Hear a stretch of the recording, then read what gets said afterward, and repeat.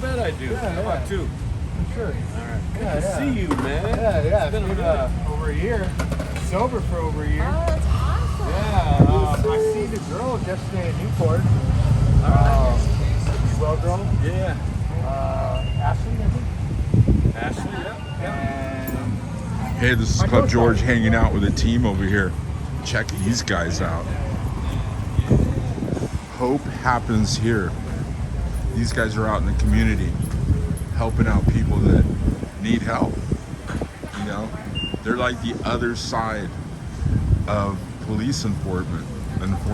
You know, when the police can't do anything for someone, when it becomes like a social issue, these guys step up.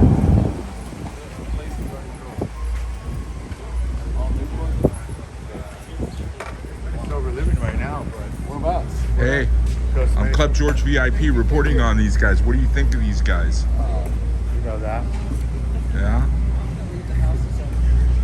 Club George, how you doing, sir? We got a chance to see Beto. Last time we saw him was just under 2 years ago. Yeah. We're launching again here in Huntington Beach, August 2nd of 2021. And good to see you down here. We know you're a local with Beto. And we have one of the greatest Hey, Beto, say hi. HB downtown dogs of all times. And we remember the Red Rocket himself. Hey, so tell me about this hiring thing that you're doing. We have, our organization is always looking for folks. We have our campus in Orange, which is located right next to Anaheim Stadium, and then we also have a new campus coming in 2025 in the city of Irvine. So we're looking forward to that. We've been growing well. We now have 7 cities that have the Hope teams and the BeWell vans. We're really proud of that. It gives us a chance to work side by side with our officers, our fire department here in Huntington Beach. We work closely with our marine safety. We work with our custody to get folks to places where they might be able to get some help. So we're really proud of that, and we're proud to be a part of the city of Huntington Beach. So, Klumi, what services do you offer, and how is it that you take up that gap between what the officers can do, the police officers can do, and everybody else can do? You know, that spot that traditionally wasn't taken care of by society that you guys are stepping in remarkably well for. Well, thank you. And you're right about the gap. Oftentimes, we're essentially the fourth piece of the 911 service. We now have our citizens, our dispatchers now have a choice. They can actually offer folks police department, fire department, EMS, medical services, or now we're the fourth piece of that dispatch, which is mental health or substance abuse. So what we do is we help out. Our dispatchers will determine it's a non-emergency, and then we can facilitate somebody that voluntarily wants to get that help. It's awesome. Yeah, because you know what I noticed in the past, especially I have a best friend, and he was really hung up on alcohol, a little bit on the drugs, but mostly alcohol. And what I saw was every time he got like wasted, okay, and law enforcement came up, he would feign a heart attack.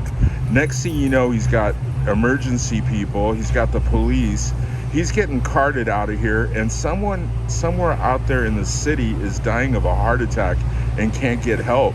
And that's where you guys come in. Sure. We have those situations. I mean, everybody has their individual story and their situation that got them into the place that they're at. I mean, we always have, our first line of defense has always been our police and fire department, and we come in as an option for an individual that wants to get that help, somebody that's fighting to get through a day, that may be addicted to illicit substances. You mentioned alcohol. That's a person we want, and they may not be ready today, George and Beto, but there may be a day, and we want to be close by when they do want to voluntarily go out and get help, and that's what we're here to do. And if it relieves our officers of, not that they can't do it, because they can. It just all comes down to time and what they're actually out there to do. They're out there to protect and service, and they do it every day amazingly, and we're blessed to be a part of that team. It's awesome. Yeah, I mean, I think you guys came and you evolved out of the woke movement. And you know, the first knee jerk was, hey, let's defund the police, and then all of a sudden you guys sprung up, and you guys are filling that niche that these people. All right, man. Great to see you, man. All right. that these people are actually needing to be filled. You're in that gap, so that's remarkable, and I thank you so much. One of the guys that I took care of, they found him in Laguna wandering aimlessly. He ended up hanging out in the bushes and stuff. He didn't even know what his name was. He ended up at the Royale. So don't let that happen to you. I mean, basically you're committing suicide with alcohol or drugs, and these days with fentanyl, you don't know what you're getting. You think you're getting coke, or you think you're getting weed or something supposedly that's not that bad, but Right. hey, they're spiking it with fentanyl, and people are dying left and right, and we don't want to go to your funeral. Santa Claus doesn't visit the morgues, baby. Okay, hang out with us, we love you. And thank you for that. It's truly an epidemic right now. Exactly like you said, George. There's 40% of the, whether it's street drugs, whether some of the pharmaceuticals. I mean, there's a lot of them have fentanyl in them. 40% was the latest count, and that was done early in 2023. 40% of all the drugs are laced with fentanyl, and it's scary.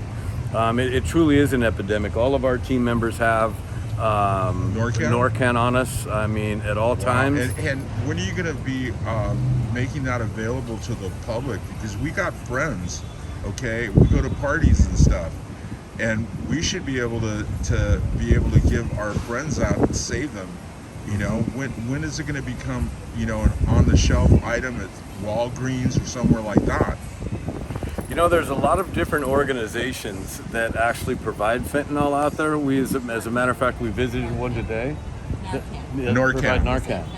You said fentanyl. My bad. Totally on me. But we picked some up those are today. the cartels. Yeah. Those are our buddies down south and Forgive in me, China. you But guys. no, we're talking about the guys that help with the overdoses. Right, the Narcan, right? Yeah. Yeah, we just picked up, there's a new one out today. Interesting, we just picked some up today in Anaheim from Recovery Road. And they offer it up. People can come in and pick it up anytime. Obviously, we need to get it out to the masses. But they have this new, Narcan right now is in 4 milligrams.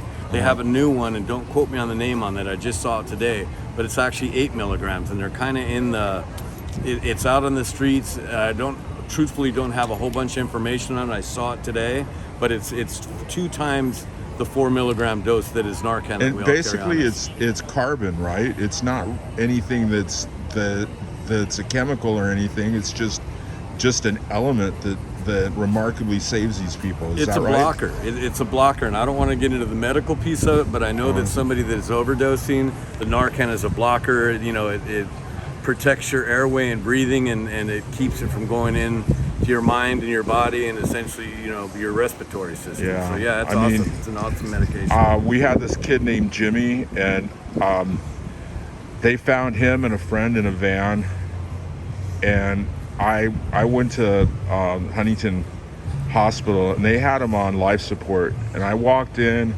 and he looked like he was going to get up and walk away. He's warm and stuff. I held his hand and I prayed for him, and he was totally brain dead. I mean, it just killed his brain. I'm sorry about you his losing body your brother. was there. And then we had another kid named Hollywood who was really popular too, and he went the same way. So, I mean, we've got these things constantly, and I'm glad you're there in the gap. Well, thank you. We're honored to be here. We hope that everybody would reach out sometime to get the help that they need, and we could be there when they do put their hand up. It's not often, it's not always, but hopefully we can be there to help somebody out. Yeah, in this world, I mean, everybody's trying to fill this hole. Everybody has this hole they're trying to fill with everything. Sure. Sex, drugs, rock and roll, possessions, whatever. But when it comes right down to it, it's a God-shaped hole that only God can fill. And there's people out there trying to bring God to them, and luckily there's people like you, in the gap until they figure it out. Well, there's us, so thank you very much. We really appreciate all the work you do here on the streets. Beto, legend down here in Huntington Beach. The Red Rocket himself. So All thank right. you, man. We always appreciate you. Well, this is Club George VIP, sponsored by Cubana Libre, the feminist revolution. Ladies, you did it. After 7 years of prompting, you got energized, organized, and gained that momentum that got a vice president in the United States. And guess what? Joe went in for a procedure, and she became the president of the United States, the leader of the free world. So, yeah, second-rate citizens no more, ladies. And let's face it, you know, when it right comes down to it, when the rubber meets the road, ladies, you're superior. When was the last time you heard of a guy having a baby, or being able to deliver a baby? That's like got to be the worst pain ever. This is Club George VIP, sponsored by Cubana Libre, the feminist revolution. Jesus rules. We're out. We're out.